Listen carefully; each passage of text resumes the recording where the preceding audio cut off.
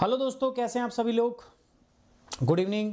मेरा नाम है सुमित राठी और आप सभी मेरे साथ हैं इंडिया के नंबर 1 स्टडी चैनल जिसका नाम है यूपीएससी 101। कैसे हैं आप सभी लोग, जल्दी से बताओ यार। नंबर बहुत कम दिख रहे हैं मुझे। मैं चाहता हूँ ज़्यादा से ज़्यादा बच्चे आए यार। एक बार शेयर करो वीडियो को फटाफट। सभी बच्चे यार वीडियो को शेयर करेंगे ताकि ज़्यादा से ज़्यादा बच्चों तक हमारी ये बात पहुँच सके। थैंक यू वेरी मच यार। Good evening, good evening, good evening.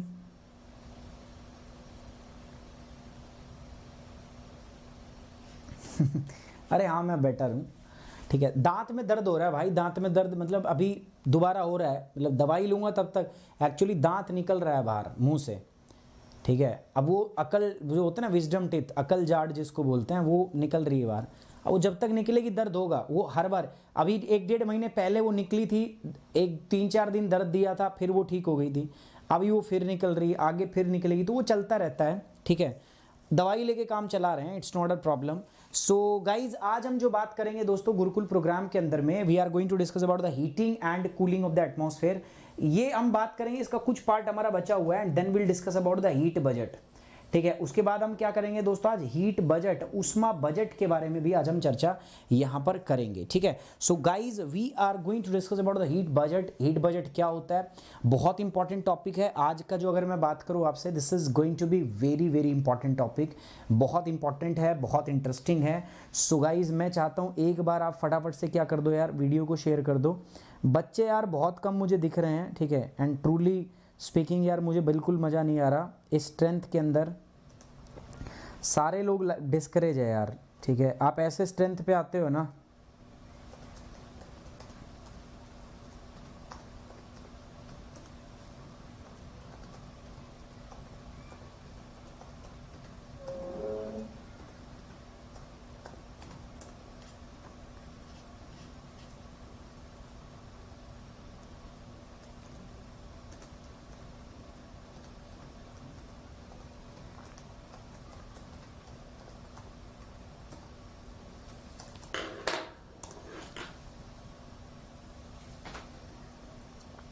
चलिए। नमस्ते यार, सभी की नमस्ते, सभी की नमस्ते, सभी का प्रणाम, सभी की राम राम, सबका सब कुछ। ठीक है, डोंट वरी। चलिए, so guys let's start the class. जल्दी से अभी मैं क्लास को शुरू कर रहा हूँ। एंड एज यू नो दोस्तों, ये बैच अपना स्टार्ट हुआ है 25 मार्च से, 25 मार्च से, और 2021 से बैच अपना स्टार्ट हुआ है। रोज 4 बजे इसकी क्लास होती है डेली। आप जुड़ सकते हो दोस्तों। अभी भी अगर आपने सब्सक्राइब नहीं किया है, जिन बच्चों के पास है वो एनरोल कर लो सब्सक्रिप्शन। जिनके पास नहीं है ना, उनको अनअकैडमी को क्या करना है दोस्तों, सब्सक्राइब। और सब्सक्राइब करने के लिए आपको कोड यूज करना है सुमित10। ठीक है। सुमित10 कोड आप यूज करना है and you will get 10% instant discount. Mega subscription offer दोस्तों, इसको कल तक बढ़ा दिया गया है, अप्रैल तक, 1 अप्रैल तक कर दिया गया है इसको दोस्तों, क्योंकि काफी सारी बच्चे जो है उनका भी ज्वाइन नहीं हो पा रहा था, तो इसको 21 अप्रैल तक बढ़ा के कर दिया गया है। डिसाइड किया गया चलो इसको 1 अप्रैल तक, मतलब कल और वैलिड है। तो कोई भी बच्चा जो सब्सक्राइब करना चाहता है 1 ईयर का जीए सब्सक्रिप्शन, सो 1 ईयर के साथ उसको क्या मिलेगा, 4 मंथ का क्या मिल रहा है दोस्तों, उसको एक्स्ट्रा मिल रहा है।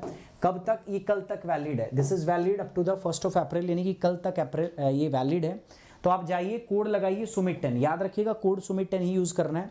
कोई भी आपको फोन करेंगे अनअकैडमी सेल्स टीम से, तो आप वो बोलेंगे ये कोड लगा, वो कोड नहीं भाई। आपको कोड हमेशा क्या यूज करना है दोस्तों, just have to use the code सुमित10। आपको सुमित10 कोड का ही इस्तेमाल करना है, क्योंकि आप मेरे स्टूडेंट हो। और वैसे भी वो यही कहेंगे कि कोड से कोई फर्क नहीं पड़ता। तो जब कोई फर्क नहीं पड़ता तो अपन सुमित10 कोड लगाएंगे ना, क्योंकि आप, मैं ही तो पढ़ा रहा हूं आपको। उसके बाद दोस्तों, ये अपने 4 यूट्यूब चैनल है, ठीक है, जो हमने आपके लिए स्टार्ट किए। मैं कहता हूं चारों चैनल को सब्सक्राइब कर लो।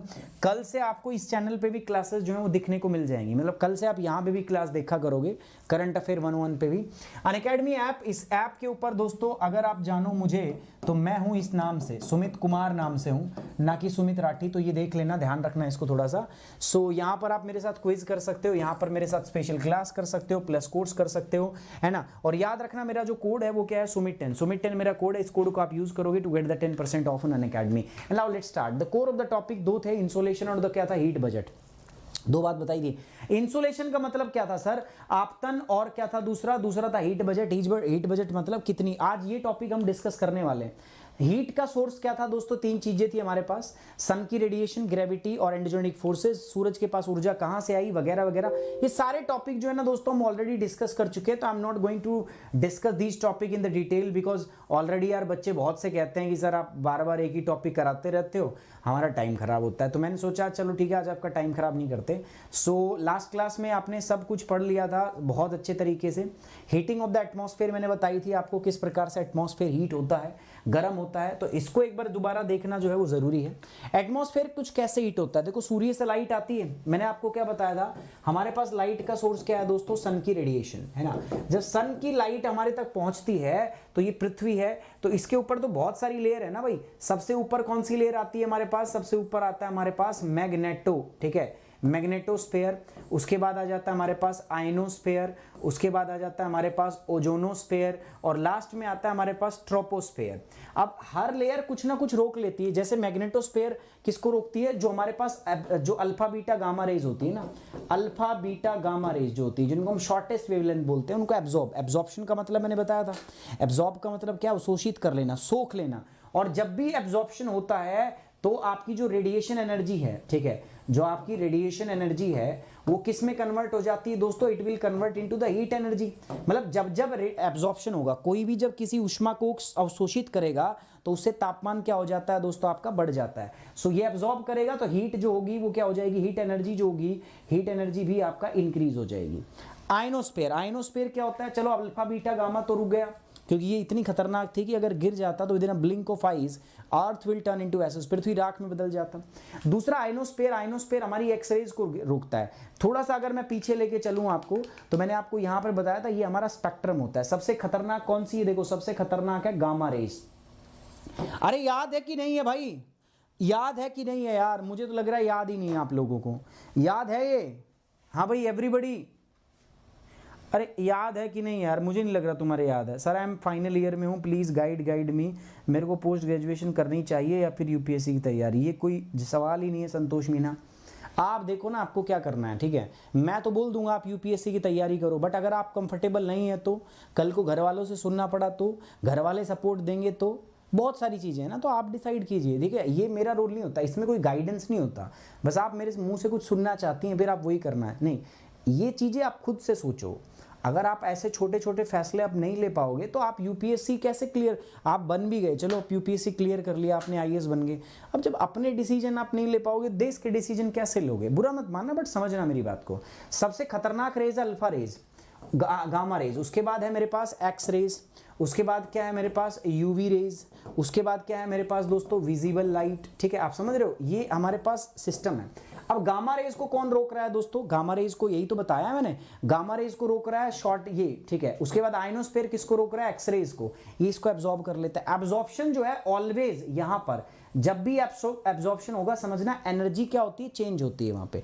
Absorption leads to the energy increase, energy increase हो जाती है। अगर आपकी बॉडी किसी भी ऊर्जा की किसी किरणों को सोखती है तो आपका तापमान बढ़ेगा। स्ट्रेटोस्फेयर में क्या होता है दोस्तों, यूवी रेज, यूवी का तो सबको पता है, मैं मानता हूं ये आपको नहीं पता बट इसका सबको पता है कि जो अर्थ स्ट्रेटोस्फेयर है, हमारा क्षोभ मंडल है, वो अल्ट्रावायलेट रेज को क्या कर लेता है, एब्जॉर्ब कर लेता है। इसी कारण से स्ट्रेटोस्फेयर का तापमान भी क्या होता है, ज्यादा होता है, ठीक है। ट्रोपोस्फेयर में बात करता हूं तो ट्रोपोस्फेयर में क्या होता है, इसमें सारी विजिबल स्पेक्ट्रम वाली लाइट आती है और यहां पर अलग अलग प्रोसेस होती है, स्कैटरिंग होती है, उसके बाद में डिफ्यूजन होता है, उसके बाद एब्जॉर्प्शन होता है, यहां पर भी तो होता है। सो यही खेल जो है मैं आपको बताने वाला हूं आज, ठीक है, इसी के बारे में आज चर्चा करेंगे। स्कैटरिंग क्या होती है, what exactly the scattering is, scattering क्या होती है। देखो हमारे एटमॉस्फेयर में, हमारे वायुमंडल के अंदर में हमारे, ठीक है, बहुत सारे धूल के कण होते हैं, ठीक है, बहुत सारे पार्टिकल्स होते हैं, वो कण होते हैं, तो वो कण से क्या होता है, सूर्य की लाइट आती है और वो टकरा के अलग अलग भागों में बढ़ जाती है, मुड़ जाती है। स्कैटरिंग का मतलब क्या है, देखो ये पार्टिकल था, सन की लाइट इस पे पड़ी और वो अलग अलग भागों में क्या हो गया, देखो बट गई, ठीक है, अलग अलग। जो अपने पास लाइट आती है इसको बोलते हैं डिफ्यूजन भी बोलते हैं, इसको बोलते हैं डिफ्यूज हो जाना। स्कैटरिंग और डिफ्यूजन लगभग एक सा ही वर्ड है। स्कैटरिंग का मतलब क्या होता है, फैल जाना। तो हुआ क्या, सूर्य से भाई लाइट आई, ये क्या था हमारे पास, एक पार्टिकल था, इस पार्टिकल पर पड़ी और वो अलग अलग दिशाओं में क्या हो गई, फैल गई, ठीक है, ऐसा हो रहा है, इसको बोलते हैं हम स्कैटरिंग। सो स्कैटरिंग का सिंपल मतलब है, समझ में आया कि नहीं आया, सभी बताओ बच्चों, स्कैटरिंग का मतलब क्या होता है? स्कैटरिंग का मतलब है जब किसी भी कण पर, धूल के कण पर, डस्ट पार्टिकल पर सूर्य की ऊर्जा पड़ती है, लाइट पड़ती है, तो वो स्कैटर हो जाती है, वो अलग अलग भागों में, अलग अलग दिशाओं में बट जाती है। सिंपल है, ठीक है। अब पूछते हैं सर स्कैटरिंग जो है ना, it depends on the wavelength. समझना, ये किस पर डिपेंड करती है? Wavelength, lambda. अब याद करो, lambda is inversely proportional to F, frequency, and frequency is directly proportional to N. इसका मतलब लैम्डा जो है that is also inversely proportional to energy. Short wave जो होगी वो कहता है ज्यादा स्कैटर्ड होती है। जितनी शॉर्ट वेव है, मतलब हाई फ्रीक्वेंसी की वेव, मतलब हाई एनर्जी की वेव, ज्यादा क्या करती है? स्कैटर होती है। मतलब एक कोई वेव्स आ रही है ऊपर से, बहुत तेज फ्रीक्वेंसी, बहुत तेज एनर्जी, तो ये जब पड़ेगी तो ये क्या होगी? अलग अलग भागों में बढ़ जाएगी। अब सूर्य से भी ऐसा ही होता है, सूर्य से किरणें आती हैं, हमारे एटमॉस्फेयर में क्या प्रेजेंट है? हमारे एटमॉस्फेयर में क्या प्रेजेंट है दोस्तों? एटमॉस्फेयर में हमारा प्रेजेंट है डस्ट पार्टिकल, धूल के कण। तो जैसे ही वो उस पर टकराती, जैसे इस पर गिरती है, वो क्या करती है दोस्तों? वो इस प्रकार से अलग अलग भागों में क्या होता है? वो बट जाती है, डिफ्रेस आपका क्या हो जाती है? रिफ्रैक्ट, बदल, अलग अलग भागों में भाग जाती है। इसी को बोलते हैं क्या दोस्तों? इस इनकमिंग लाइट्स फ्रॉम द सन, इसी को बोलते हैं हम स्कैटरिंग। तो याद रखना, जितनी वेवलेंथ कम होगी, स्कैटरिंग उतनी ही क्या होगी? ज्यादा, फैलाना उतना ही ज्यादा होगा। ये रीजन है जिसकी वजह से स्काई आपको ब्लू दिखता है, ठीक है। ब्लू स्काई आपको इसीलिए दिखता है, ठीक है। विबग्योर होता है ना, आप बताओ, विबग्योर होता है ना हमारा विजिबल स्पेक्ट्रम, VIBGYOR, ठीक है। सो इसीलिए वायलेट जो होता है ये क्या होता है? इसीलिए अपने को स्काई जो है वो कैसा दिखता है? आपका ब्लू। सो अगर आपको पूछे ब्लू स्काई क्यों दिखता है? Just because of the scattering. क्यों? क्योंकि स्कैटरिंग जो, जितनी शॉर्ट वेव होती है उसकी स्कैटरिंग उतनी ही क्या होती है? ज्यादा होती है। इसीलिए अपने को स्काई कैसा दिखता है दोस्तों? ब्लू दिखता है। ये बात लिख लोगे, ओके की रिपोर्ट हो जाएगी दोस्तों, ठीक है। ओके की रिपोर्ट। अच्छा, जो कमेंट बॉक्स में, टीम एक बार सुनो, जो कमेंट बॉक्स में कर रहा है यार बकवास, कर दो ब्लॉक उसको, ठीक है। पढ़ाई पे जो ध्यान नहीं दे रहा उसको ब्लॉक कर दो। शॉर्टर वेवलेंथ जो होती है वो ज्यादा स्कैटर्ड करती है, ज्यादा अलग अलग दिशाओं में बढ़ती है, याद रहेगा। और याद रखना दोस्तों, इसी की वजह से आपका ब्लू स्काई है। स्काई, आसमान का रंग नीला, किसकी वजह? स्कैटरिंग, ठीक है। क्योंकि ब्लू लाइट जो है उसकी स्कैटरिंग क्या होती है? ज्यादा होती है। इसीलिए अपने को आसमान क्या दिखता है? नीला, ठीक है ना। अब कई साइंटिस्ट बनेंगे यहाँ पे, ठीक है। कई साइंटिस्ट बनेंगे, वो क्या कहेंगे भाई? कई साइंटिस्ट बनेंगे, वो कहेंगे ना सर जी, जब सूर्यास्त होता है तो ये तो लाल भी दिखता है। तो वो यार अलग अलग प्रकार का डिफ्यूजन होता है, ठीक है। वो आगे पढ़ाऊंगा मैं आपको, बस इतना अपने को साइंटिस्ट बनने की जरूरत नहीं है, ठीक है। तो इतना ही समझो, जो आकाश का रंग, आसमान का रंग जो नीला दिखता है, just because of the scattering, वो स्कैटरिंग की वजह से होता है। अगर आसमान का रंग नीला ना हो, मतलब स्कैटरिंग ना हो, तो आसमान का रंग आपको नीला ना दिखे। ओके, आगे बढ़ते हैं दोस्तों। अगली टॉपिक है डिफ्यूजन। डिफ्यूजन क्या होता है? ये भी कुछ ऐसा ही होता है। देखो, सूरज की लाइट सीधी पड़ती है, उसके बाद आपको पता है एटमॉस्फेयर के अंदर बहुत सारे क्या होते हैं दोस्तों? अपने पास डस्ट पार्टिकल होते हैं, धूल के कण जैसा। देखो, यही जो है स्कैटरिंग का मतलब क्या? लाइट का अलग अलग भागों में मुड़ जाना, और इसका जो प्रभाव होता है उसी को बोलते हैं डिफ्यूजन। सो स्कैटरिंग के कारण ही डिफ्यूजन होता है। तो डिफ्यूजन क्या होता है? अभी हमने देखा कि जब वेवलेंथ शॉर्ट हो, जितनी शॉर्ट वेवलेंथ होगी उतना ही ज्यादा क्या होता है दोस्तों? स्कैटरिंग होती है। यहां क्या कह रहा है? When the diameter of the particle, जब ये पार्टिकल का डायमीटर है, इस पे कोई वेव पड़ रही है, तो अभी कह रहा है when the diameter of the particle is larger than the wavelength, इसका डायमीटर यानी कि डी, ठीक है, क्या है दोस्तों? बड़ा है, किससे? वेवलेंथ से। When D is greater than lambda, अगर ऐसा है तो उस केस के अंदर में स्कैटरिंग पॉसिबल नहीं है, ठीक है। उस केस में स्कैटरिंग पॉसिबल नहीं है। फिर उस केस में क्या होता है दोस्तों? डिफ्यूजन। उस केस में क्या होता है? डिफ्यूजन। अब ये टर्म याद कर सकते हो तो कर लो, क्योंकि इनसे सीधा सवाल आता है। कह रहा है कि when a diameter of a particle is larger than the wavelength of the incident beam of the light, true scattering is not possible and the effect of the particle of the nature is diffuse, reflected और diffusion, इसको बोलते हैं हम diffusion। so diffusion का मतलब क्या होता है? देखो, अलग अलग हिस्सों से लाइट, देखो ऐसे अलग अलग, आप देखो कमरे में हो, आप छत के नीचे हो, अब देखो सूरज की लाइट तो छत पे पड़ रही है ना, छत पे पड़ के सूरज की लाइट ब्लॉक हो गई, लेकिन आप देखते हो आपके कमरे में रोशनी तो होती है ना। क्यों भाई? क्योंकि वो जो लाइट है ना, वो सिर्फ छत से ही नहीं आ रही, वो रोशनी आपकी कहां से आ रही है? खिड़की से आ रही है। आप खिड़की पे रोशनी थोड़ी ना हो, सर सूरज से आनी चाहिए, खिड़की से रोशनी क्यों आती है? बिकॉज डिफ्यूजन हो रहा है ना, डिफ्यूजन हो रहा है। मैं मान के चलता हूं ये कमरा है और इस कमरे की इस दीवार पे आपकी खिड़की लगी हुई है। अब सूर्य की किरणें तो यहां पड़ती हैं, ब्लॉक हो जाती हैं। अब इसके बाद यहां कैसे? तो ऐसा नहीं होता, सूर्य किरणें सीधे नहीं आती, बीच में पार्टिकल है, तो वो क्या करते हैं? उसको ऐसे इधर उधर तोड़ते मरोड़ते रहते हैं। तो इसीलिए जो सूर्य की किरणें हैं वो हर दिशा से आती है। सूरज की किरण आपको लाइट हर दिशा से मिलती है। है ना। अदरवाइज तो क्या होता, अदरवाइज तो यही होता, सूरज की किरण ऊपर ऊपर छत ने रोक लिया, अब नीचे लाइट ही नहीं होगी, कमरे में दिन में भी अंधेरा रात में भी अंधेरा। बट ऐसा होता है क्या? नहीं होता। क्यों? क्योंकि सूर्य की लाइट जो है वो सिर्फ एक दिशा से नहीं आती, ऊपर से नहीं आती, वो हमारे हर दिशा से हमें महसूस होती है, दिखती है। उसको क्या बोलते हैं हम? Diffusion. So this is known as the diffuse light.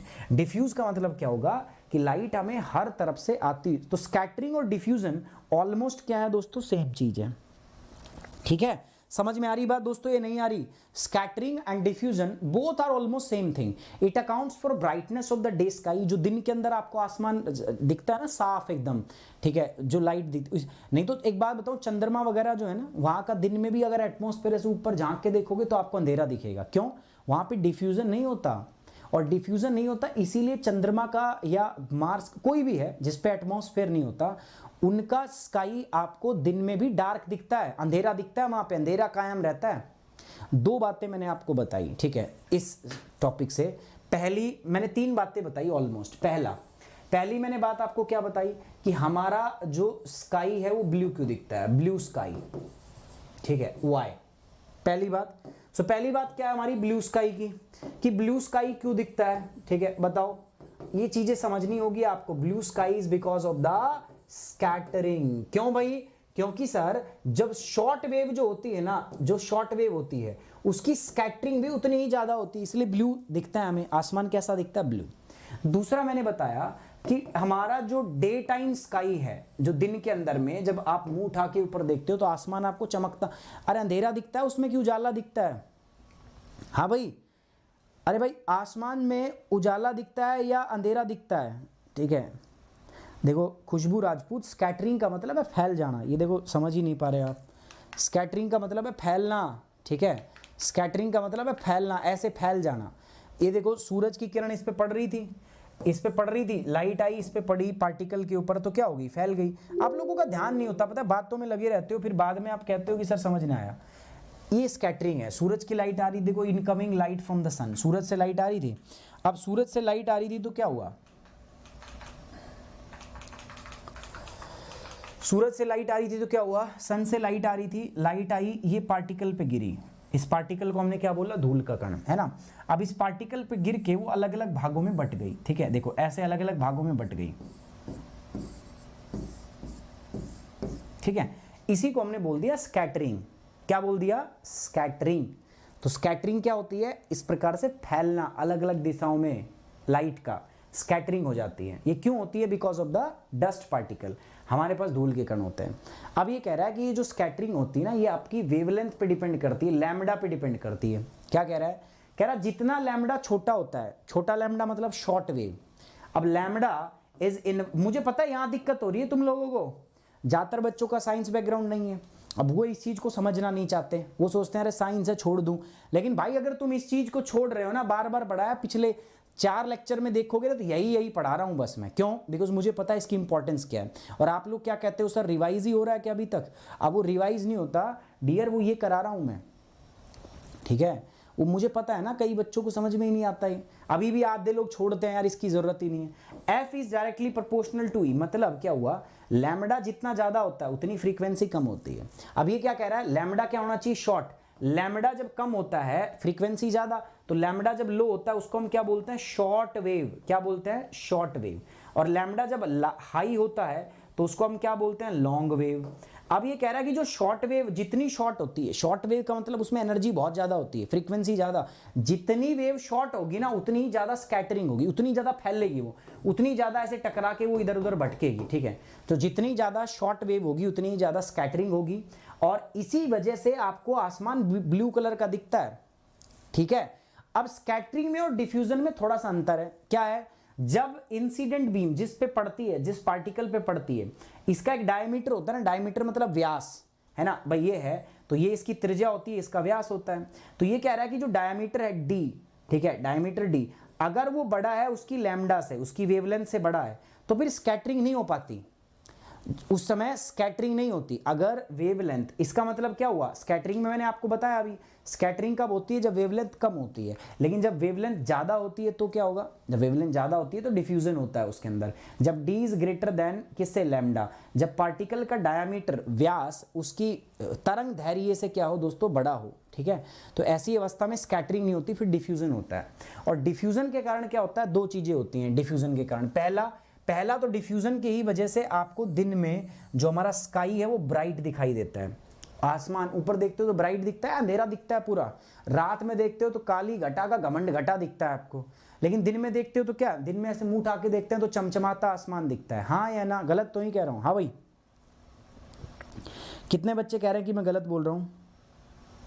हाँ यार, ये फिजिक्स ही है, ये बेसिकली फिजिक्स है, इसलिए मैं कह रहा हूँ ये सेमी साइंटिफिक, जब भी तो मैं जोर लगा रहा हूँ यार। नहीं तो आपको क्या लगता है मैं एक टॉपिक पढ़ा के मैं निकल यहाँ पे मतलब निकलता ना बनूँ? लेकिन मुझे पता है ना बच्चों को दिक्कत होगी, जो आर्ट्स वाले बच्चे हैं। यही तो मैं कहता हूँ, जो सुमित सर कर रहे हैं ना, शायद ही कोई सोचेगा आपके लिए। सही कह रहा हूँ मैं, आपको लग रहा है मजाक? जो मैं सोच रहा हूँ ना, जो मैं आपको लिए करता हूँ, मैं सही बता रहा हूँ आपको, बिल्कुल अपनापन है मेरा आपसे।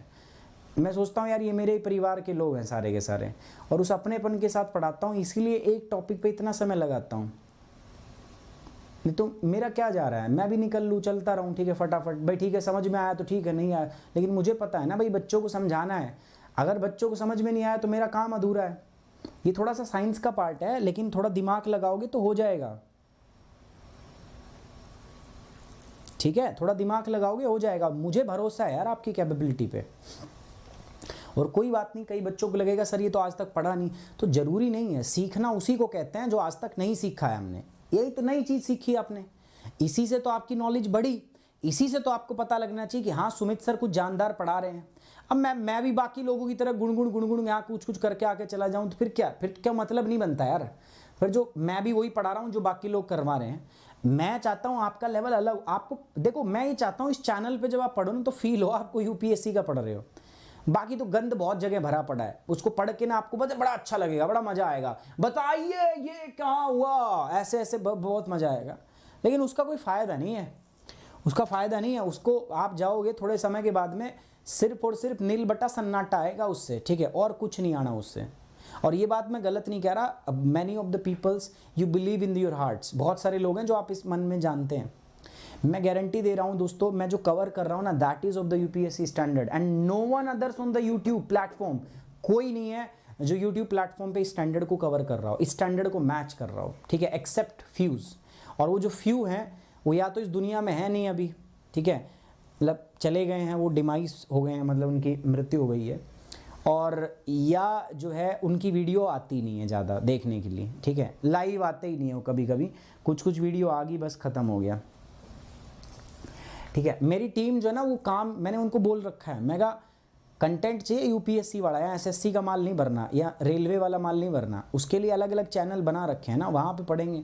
अगर मुझे एसएससी पढ़ाना होगा मैं एक चैनल एसएससी खोल के बैठ जाऊँगा कि आओ भाई एसएससी का है, बट मुझे नहीं पढ़ाना भाई, मैं यूपीएससी के लिए स्पेशल रहना चाहता हूँ, तो यूपीएससी का पढ़ाऊंगा मैं। तो समझिए दोस्तों, ब्राइटनेस जो दिन के अंदर आपको ब्राइटनेस दिखती है ना स्काई के अंदर, ऊपर आसमान के अंदर, वो किसकी वजह से है दोस्तों? Because of the diffusion. अगर लाइट डिफ्यूज ना हो तो आसमान आपको ऐसा ना दिखे। सर इसका एग्जाम्पल क्या है? आप देख लो कोई भी चंद्रमा पे चले जाओ, वहाँ दिन में भी ना चंद्रमा का जो आसमान है ना वो आपको कैसा दिखेगा? वो अंधेरा ही दिखेगा आपको, अंधेरा कायम है वहाँ पे दिन में भी। क्यों? क्योंकि डिफ्यूजन नहीं होता वहाँ पे।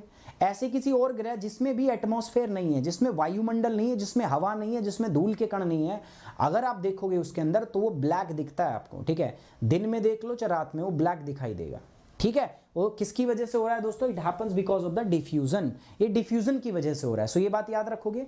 स्कैटरिंग, अच्छा स्कैटरिंग के अंदर ये जो स्कैटरिंग हो रही है ना, इसमें किसी लाइट का ट्रांसफर नहीं होता, मतलब इसमें ऊर्जा जो सूर्य से किरणें आ रही है ना, वो ऊर्जा लेके आ रही है, एनर्जी लेके आ रही है। तो ऐसे जब वो टकरा के अलग अलग भागों में बट जाएगी तो उसकी ऊर्जा परिवर्तन नहीं होगी, उसमें ऊर्जा उतनी रहेगी। हमने सिर्फ दिशा को मोड़ा है। तो याद रखना, स्कैटरिंग से सिर्फ दिशा परिवर्तित होती है। स्कैटरिंग से भी और डिफ्यूजन से भी आपका क्या होता है? दिशा परिवर्तित। डिफ्यूजन से भी एनर्जी का ट्रांसफॉर्मेशन नहीं होता। जैसे जैसे क्या बता रहा हूँ सर, जब आपकी हाथ पे आपकी जब ऊर्जा पड़ती है, ठीक है, आपके हाथ पे किरण पड़ी, सूर्य की किरण पड़ी, तो आपके हाथ ने उसको क्या कर लिया, एब्जॉर्ब। और जब एब्जॉर्ब कर लिया तो जो इंसिडेंट रेडिएशन थी, रेडिएंट एनर्जी जो थी, वो किस में बदल जाएगी, हीट एनर्जी के अंदर। भाई सोखते के साथ आपका हाथ गर्म हो जाएगा, मतलब एनर्जी क्या होगी, ट्रांसफॉर्म हो गई। लेकिन इसमें एनर्जी ट्रांसफॉर्म नहीं होती, टकरा के दूसरी दिशा में बदल जाएगी। तो स्कैटरिंग या डिफ्यूजन के अंदर में आप यकीन मानो कि एनर्जी का ट्रांसफॉर्मेशन नहीं होता, एनर्जी सेम फॉर्म में होती है, जिस फॉर्म में एनर्जी आई है उसी फॉर्म में एनर्जी रहती है, एनर्जी का ट्रांसफॉर्मेशन नहीं होता। पता नहीं मुझे क्यों ऐसा लग रहा है कि बच्चों को कहीं ना कहीं दिक्कत आ रही है, ठीक है। अगर नहीं आ रही तो मुझे आप मतलब जल्दी से थम्स अप करके दिखाओ यार, ठीक है। अगर दिक्कत नहीं आ रही तो थम्स अप करके बताओ, ठीक है। हाँ, डिफ्यूजन मतलब परावर्तन, ये काम कर लिया करो। जैसे देखो युगुल ने बता दिया, डिफ्यूजन का हिंदी मतलब होता है परावर्तन, ठीक है, परावर्तन। ये चीज अगर आप कमेंट बॉक्स में करने लग जाओ ना, मैं वो चैनल जो बनाना चाहता हूं ना वो सक्सेसफुल हो जाए। अगर चैट बॉक्स के अंदर बकवास ना हो, एक दूसरे से को मतलब हेल्प हो ना, तो जो चैनल मैं करना चाहता हूं ना, बनाना चाहता हूं, वो ये चैनल बन जाए, ठीक है। फिर कोई रोक नहीं सकता अपने चैनल को नंबर 1 जाने से, समझ रहे हो। फिर नंबर, देखो नंबर 1 आप ही बनाओगे, स्कोर कोई नहीं बनाएगा, आप ही के कंट्रीब्यूशन से होगा। मैं तो सिर्फ मेहनत कर सकता हूँ यहाँ पे रोज आके, अब आपका ही सपोर्ट चाहिए मुझे इसमें। मैं और भी स्लो कर सकता हूँ, मैं और अच्छे से पढ़ा सकता हूँ, बट मुझे चाहिए कि आपको समझ में आना चाहिए। तो आप ये बताओ ओके की रिपोर्ट है कि नहीं है। अगर समझ में आया थम्स अप कर दो, बहुत बढ़िया, शानदार भाई, ठीक है। तो याद रखना एनर्जी का ट्रांसमिशन, ट्रांसपोर्ट, देखो 3 चीजें हैं हमारे पास जो अभी तक हमने पढ़ी है। पहला हमने क्या पढ़ा है दोस्तों, पहला सर हमने पढ़ा है एब्जॉर्प्शन। एब्जॉर्प्शन को हम क्या बोलते हैं, अवशोषित होना, ठीक है, अवशोषित करना। तो अवशोषित होता है पहला। दूसरा क्या पढ़ा मैंने, दूसरा पढ़ा सर स्कैटरिंग, स्कैटरिंग पढ़ा, ठीक है। तीसरा हमने क्या पढ़ा दोस्तों, तीसरा हमने पढ़ा आपका अभी डिफ्यूजन। डिफ्यूजन को हम क्या बोलते हैं सर, डिफ्यूजन जो होता है इसका मतलब क्या होता है, इसका मतलब आपने देखा परावर्तन, ठीक है। ऐसे ही रिफ्लेक्टेंस होता है, रिफ्लेक्ट करना, ठीक है, रिफ्लेक्ट। रिफ्लेक्ट का मतलब भी परावर्तन ही होता है, ठीक है, बदल मतलब परावर्तित हो जाना। अब देखना यहां पर एनर्जी किस में बदलती है। देखो जितनी एनर्जी एक किरण लेके आती है ना, इनमें सब में सेम रहती है, स्कैटरिंग इनमें सेम रहती है, ठीक है, सेम रहती है। तो यहां पर अगर मैं बोलूं तो एनर्जी का ट्रांसफॉर्मेशन नहीं होता भाई।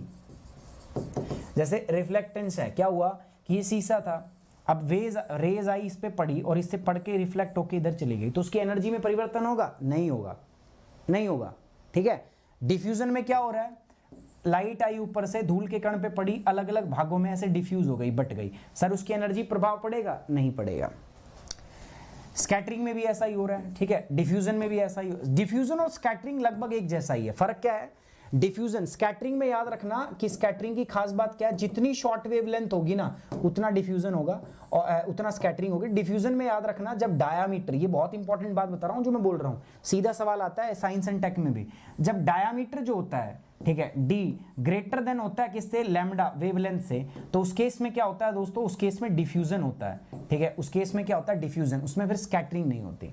तो इन तीनों में से अगर एनर्जी किसी में ट्रांसफॉर्म होती है तो वो किस में होती है, एब्जॉर्प्शन। सो ओनली एब्जॉर्प्शन जो है, यहीं पर आपकी एनर्जी का क्या होता है दोस्तों, आपके पास ट्रांसफॉर्मेशन होता है। अपार्ट फ्रॉम दिस हमारे पास एनर्जी का कहीं पर भी ट्रांसफॉर्मेशन नहीं होता। Are you getting my point और नॉट। अगर आप समझ पा रहे हो तो कमेंट बॉक्स पे आपका मुझे एक बार लाइक चाहिए फटाफट से, ठीक है।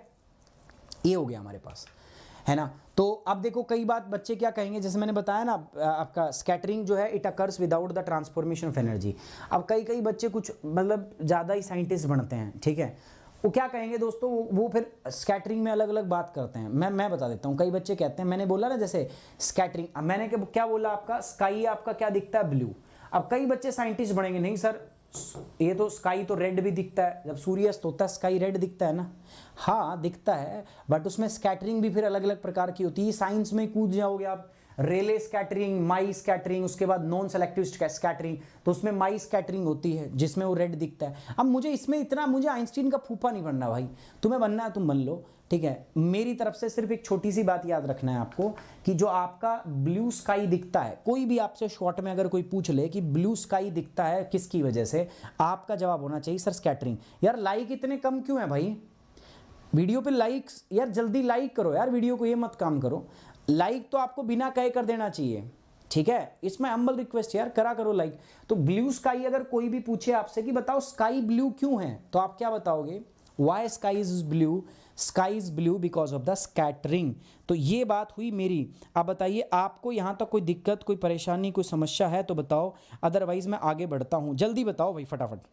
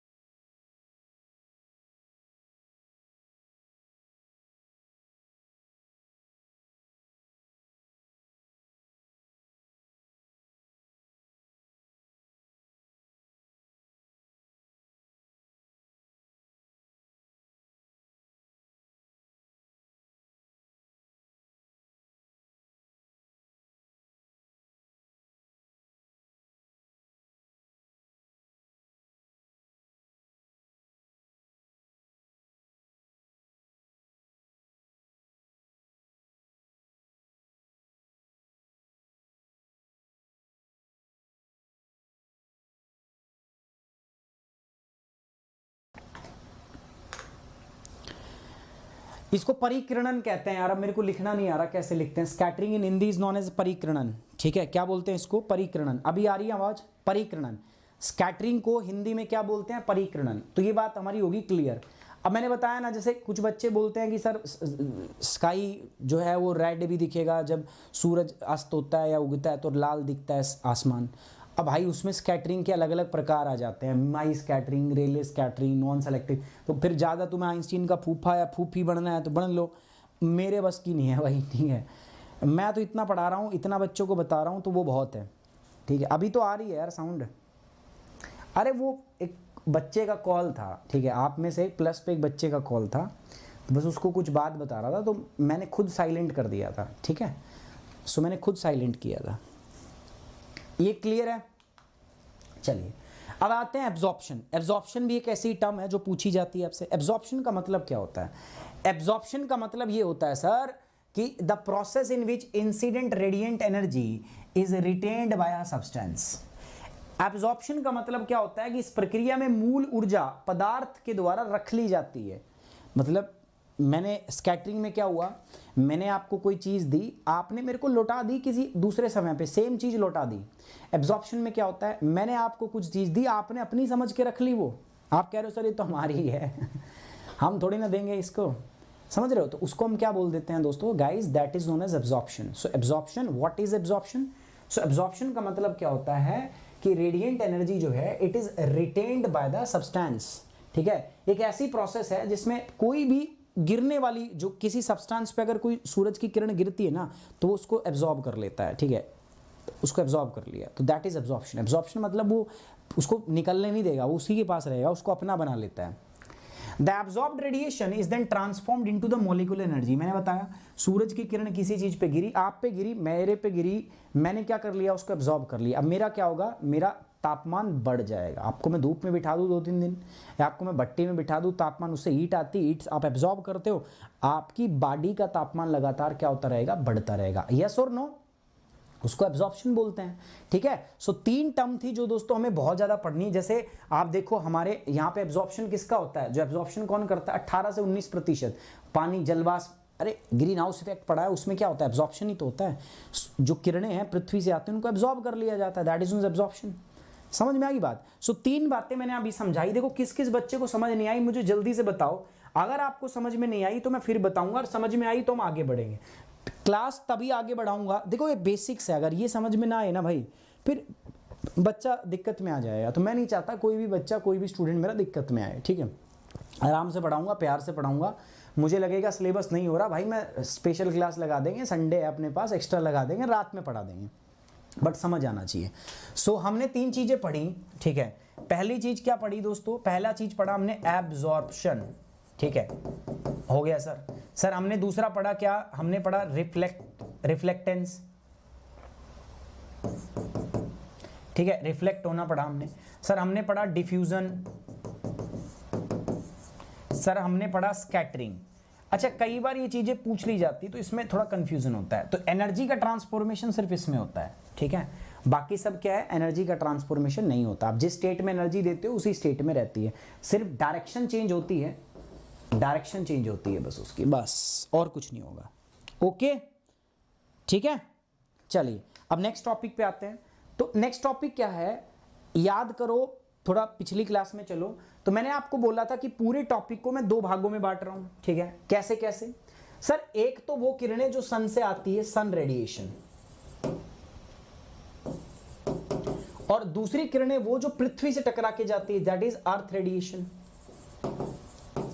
अर्थ से आने वाली रेडिएशन को मैंने क्या नाम दिया था दोस्तों? इनको हम बोलते हैं टेरेस्ट्रियल रेडिएशन, मतलब स्थलीय विकिरणें। क्या नाम देते थे इनको?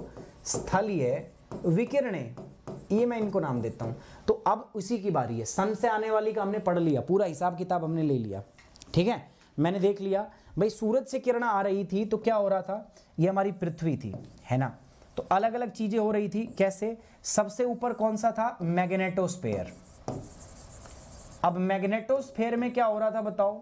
सर मैग्नेटोस्फेयर में जो अल्फा बीटा गामा रेज है उनका क्या हो रहा था? एब्जॉर्प्शन। क्या हो रहा था? एब्जॉर्प्शन। अभी बताया एब्जॉर्प्शन क्या होता है, अवशोषित करना।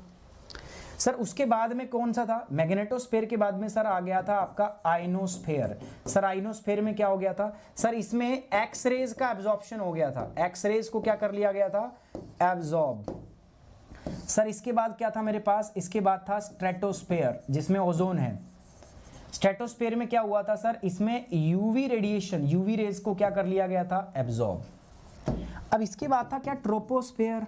अब ट्रोपोस्फेयर में क्या होता है? ट्रोपोस्फेयर में आ भी जाती हैं वो, कौन सी लाइट आ जाती है यहाँ पर? विजिबल स्पेक्ट्रम, ठीक है। अब सूर्य के आने वाली किरणों को ये थोड़ी ना रोकते हैं, वो आ जाती हैं। अब जब आने के बाद में क्या होता था? इसमें 3 चीजें होती थी। इसमें भी क्या होता था? इसमें एब्जॉर्प्शन भी होता था, ठीक है। इसमें सूर्य की आने वाली किरणों के साथ एब्जॉर्प्शन भी होता था। कौन करता था? आपको पता है O2 जो वाटर है, वाटर वेपर। अभी आपको समझ नहीं पा रहे हो मैं क्या पढ़ा रहा हूं? ये तो ठीक है, अभी आप आधी बात समझो, आधी पिक्चर समझो। जो बच्चे कह रहे हैं सर अगले टॉपिक पे आओ, मुझे दिख रहा है उनका बट वो ये समझ नहीं पाए पूरी बात। ट्रोपोस्फेयर में जो बची हुई किरणें आई, देखो ये मेन भाग तो चला गया। अब अल्ट्रावायलेट रे जो विजिबल स्पेक्ट्रम है हमारे पास, ठीक है। अच्छा, विजिबल स्पेक्ट्रम यहाँ आया।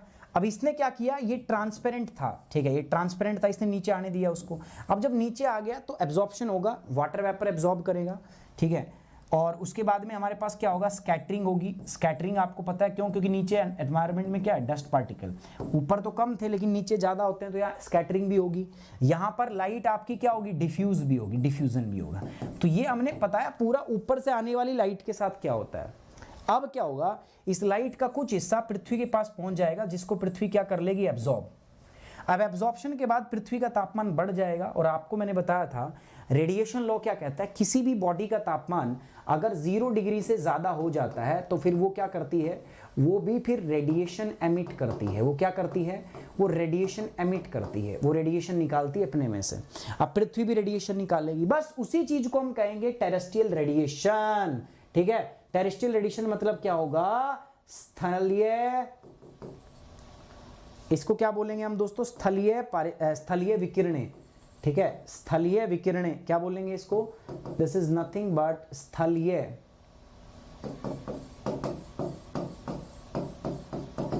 मतलब पृथ्वी से आ रही है। आप पूछोगे सर पृथ्वी में थोड़ी ना कोई न्यूक्लियर रिएक्शन हो रही है, पृथ्वी से कहां से आ रही है ऊर्जा बताओ? अरे बताया था मैंने, सूरज की जो किरण है ना, पृथ्वी ने उसको एब्जॉर्ब किया था, भाई पृथ्वी ने एब्जॉर्प्शन किया था ना, अभी आगे हीट बजट में आप देखोगे पृथ्वी ने जो एब्जॉर्प्शन किया था, लगभग पृथ्वी 47% लाइट को एब्जॉर्ब करती है सूरज से आने वाली को। इंसोलेशन का कुल मात्रा पे जो सूर्य की आती है पृथ्वी पर, 47% भाग को पृथ्वी क्या कर लेती है, एब्जॉर्प्शन हो जाता है उसका। अब ये जो एब्जॉर्प्शन होता है ना, ये जो एब्जॉर्प्शन होता है ना दोस्तों, ये एब्जॉर्प्शन जो होता है, इसी एब्जॉर्प्शन के बाद पृथ्वी रेडिएशन एमिट करती है ऐसे। अभी जो लाइट एमिट होती है, अभी पृथ्वी से एमिट होने वाली लाइट, इनकी इतनी गुंजाइश नहीं होती। पृथ्वी जो है वो अपने तापमान के, पृथ्वी का तापमान ज़्यादा ज़्यादा कितना होगा, 30, 35, 40 डिग्री। अब वो 40 डिग्री के आसपास की, मैंने आपको क्या बताया था, wavelength is directly proportional to temperature, याद है मैंने बताया था, जो चीज़ जितनी गर्म होती है उतनी ही ज़्यादा वेवलेंथ की वो रेडिएशन एमिट करती है। नहीं आ रही बात समझ में? हाँ भाई, अरे एब्जॉर्प्शन बताया तो था। एब्जॉर्प्शन का मतलब ये हो गया, किसी चीज़ पे किरण पड़ी तो उसने उसको सोख लिया, एब्जॉर्ब कर लिया। एब्जॉर्ब कर लिया, जैसे आप पे लाइट पड़ती है सूरज की, तो क्या करते हो आप, आपकी बॉडी से ट्रांसफ़र हो जाती है क्या? आप टकराती है, टकरा के यूं जाती है, नहीं जाती ना, आपकी बॉडी पे पड़ी, आपकी बॉडी ने उसको एब्जॉर्ब कर लिया। एब्जॉर्प्शन के बाद क्या होता है, आपका बॉडी का तापमान बढ़ जाता है, इसी को एब्जॉर्प्शन बोलते हैं। सोख लेना, अवशोषित कर लेना। अवशोषित करने के बाद जो इंसिडेंट एनर्जी है वो ट्रांसफॉर्म हो जाती है इनटू द मॉलिक्यूलर एनर्जी, ऊर्जा में परिवर्तित हो जाती है। स्ट्रेटोस्फेयर में मैंने क्या बताया था, स्ट्रेटोस्फेयर में जब हमारी जो ओजोन होती है, हम क्या कहते हैं कि ओजोन पर अल्ट्रावायलेट रेज पड़ती है तो क्या होती है, वो उसको क्या कर लेती है, अवशोषित, एब्जॉर्ब। और जब जब एब्जॉर्प्शन होता है तब तब तापमान बढ़ता है। समझ नहीं आ रहा यार तुम्हें यार, जितना मैं चीज़ों को डिटेल में ले जाके कर रहा हूँ ना, मैं सोच रहा हूँ शायद आपको समझ में आसानी से आएगा, बट मुझे लग रहा है उतनी दिक्कत हो रही है।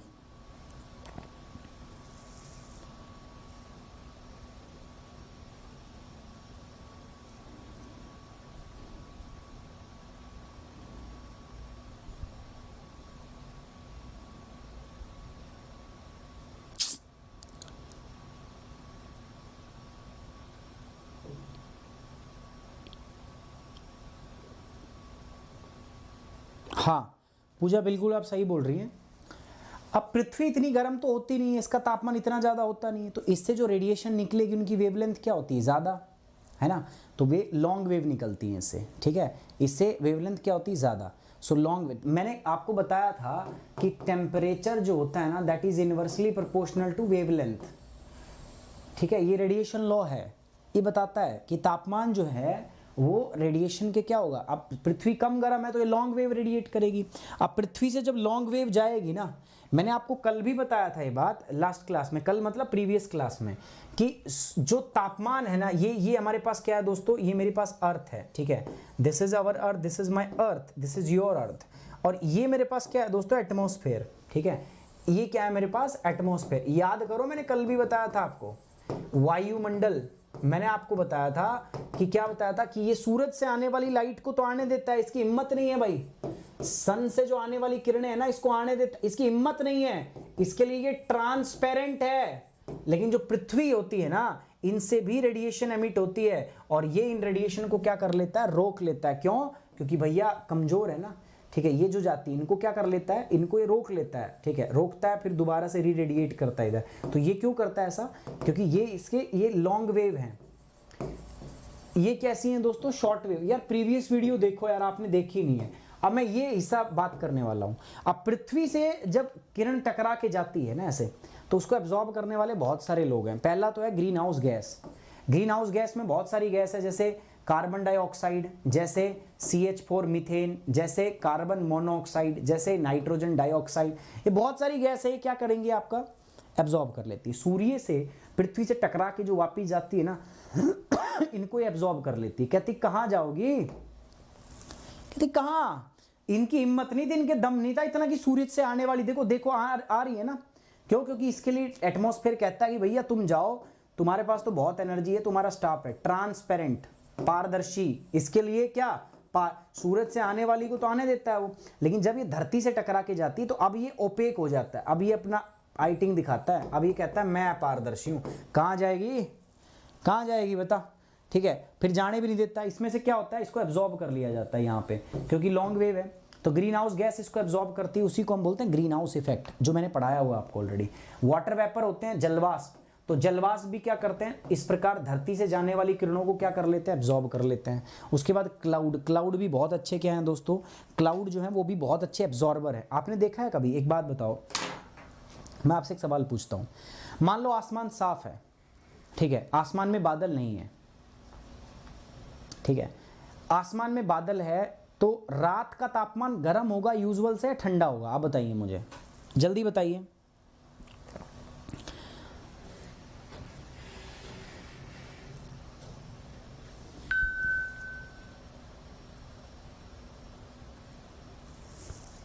बताइए।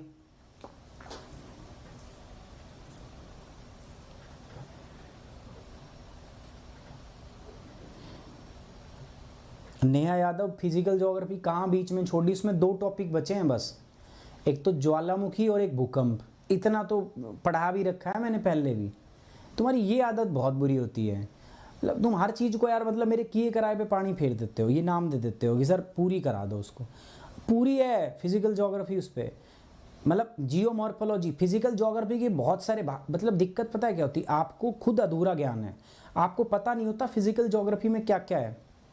ये भी फिजिकल ज्योग्राफी चल रही है, आपको पता है, क्लाइमेटोलॉजी, फिजिकल ज्योग्राफी का एक अलग भाग चल रहा है क्लाइमेटोलॉजी। उसके बाद ओशियोनोग्राफी, वो भी फिजिकल ज्योग्राफी में आता है, कॉस्मोलॉजी वो भी फिजिकल ज्योग्राफी में आता है। सारा करा तो रहा हूँ, जियोमॉर्फोलॉजी कवर करा दी मैंने ज्योग्राफी 101 पे, और अभी क्लाइमेटोलॉजी करा रहा हूँ, इसको दोबारा रिवीजन क्लास में वहाँ कंप्लीट करा दूंगा, और क्या होता है यार, और जान लोगे बच्चे की। हाँ वार्म होगा, देखो होता क्या है दोस्तों, आपने जनरली कभी महसूस भी किया होगा, जब डे टाइम क्लाउड होता है, दिन के अंदर बहुत सारे बादल होते हैं, तो दिन में तो ठीक है बादल से सूरज की किरणें आती नहीं, वो उसको रिफ्लेक्ट कर देता है, ठीक है, बट रात में क्या होता है दोस्तों, रात में नीचे का तापमान जो है, रात में अगर मौसम साफ होता है तो क्या होता है, दिन में जितनी ज़्यादा किरणें आती हैं, रात में उतनी किरणें धरती से टकरा के टेरेस्ट्रियल, अगर बादल नहीं होगा ना तो ये किरणें टकरा के वापस भी चली जाएंगी, लेकिन जब बादल होता है तो ये नीचे से किरण जो टकरा के जाती है इनको वो जाने नहीं देता, बादल क्या करता है, इनको एब्जॉर्ब कर लेता है, इन लॉन्ग वेव को क्लाउड क्या करता है, एब्जॉर्ब कर लेता है, एब्जॉर्ब करके बादल फिर नीचे ही रेडिएट कर देता है। इसीलिए जब बादल होता है ना तो उस टाइम पे पृथ्वी पर रात में भी तापमान क्या होता है, गर्म होता है। लेकिन अगर बादल नहीं है, क्लियर स्काई, एकदम साफ आसमान है, कुछ नहीं है आसमान में, तो उसमें क्या होता है, रेडिएशन लॉस ज़्यादा होता है, पृथ्वी से रेडिएशन ज़्यादा निकल के जाती है एनवायरनमेंट में, और उस केस में क्या होगा दोस्तों, इन दैट केस आपका होगा क्या बताओ,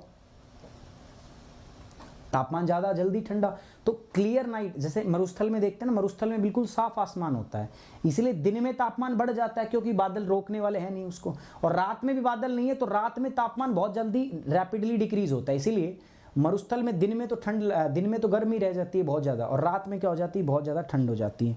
ये बात क्लियर है या नहीं है आपको, ठीक है, ये बात क्लियर है सभी बच्चों को, अगर क्लियर है तो ओके की रिपोर्ट करो, ठीक है, थम्स अप करो।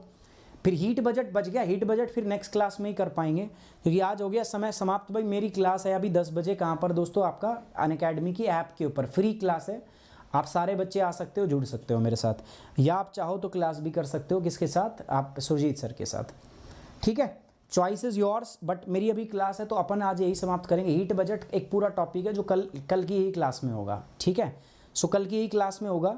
कोई दिक्कत यहाँ तक, कोई टेंशन है तो बताओ, समस्या है तो बताओ।